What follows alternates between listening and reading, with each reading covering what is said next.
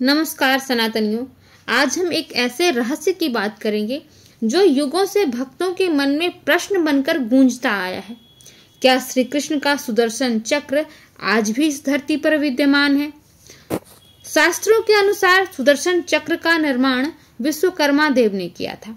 वह दिव्य शिल्पकार जो ब्रह्मांड की अनेक शक्तियां का निर्माण कर चुका था। कहा जाता है कि अग्निदेव के तेज से इस चक्र को ऊर्जा मिली और भगवान विष्णु ने इसे अपने हाथों में धारण किया।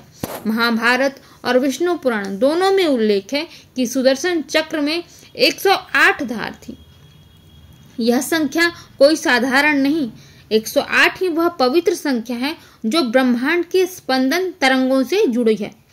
सुदर्शन चक्र उसी कॉस्मिक फ्रीक्वेंसी का प्रतीक है।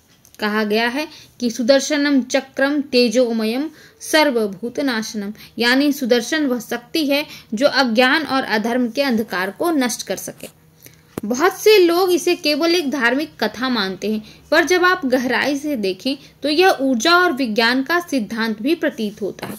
श्री कृष्ण का सुदर्शन चक्र केवल धातु का बना अस्त्र नहीं था, वह मानसिक आदेश से नियंत्रित होने वाला ऊर्जा चक्र था।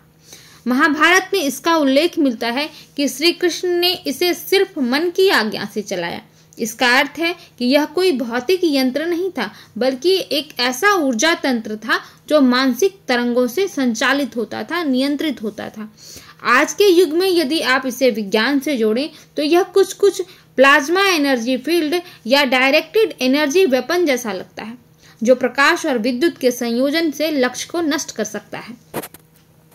सुदर्शन शब्द दो भागों से बना है। सु यानी शुद्ध, सुंदर, और दर्शन यानी देखना। यानी सुदर्शन का अर्थ हुआ शुद्ध दृष्टि या सत्य का दर्शन करने की शक्ति। शास्त्रों में कहा गया है कि जो व्यक्ति अपनी दृष्टि, मन और कर्म को पवित्र रखता है, वही अपने भीतर सुदर्शन चक्र धारण करता है।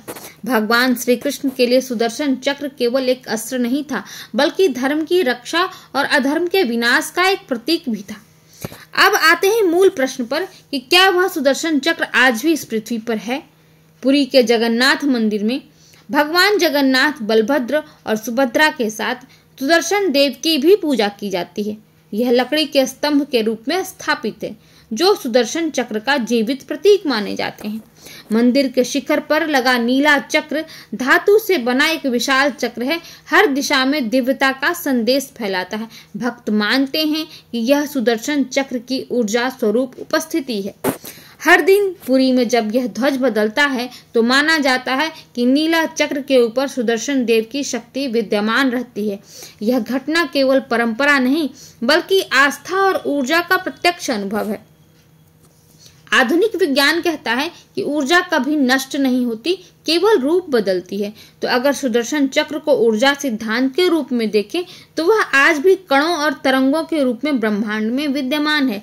संभव है कि वह दिव्य ऊर्जा अब भी पृथ्वी के किसी ऊर्जा क्षेत्र में सक्रिय हो, जिसे हम आधुनिक यंत्रों से माप नहीं सकते। भारत के कई रक्षा और अंतरिक्ष कार्यक्रमों में सुदर्शन चक्र नाम इसलिए दिया गया है क्योंकि यह उस दिव्य ऊर्जा और प्रेरणा का आधुनिक प्रतीक है।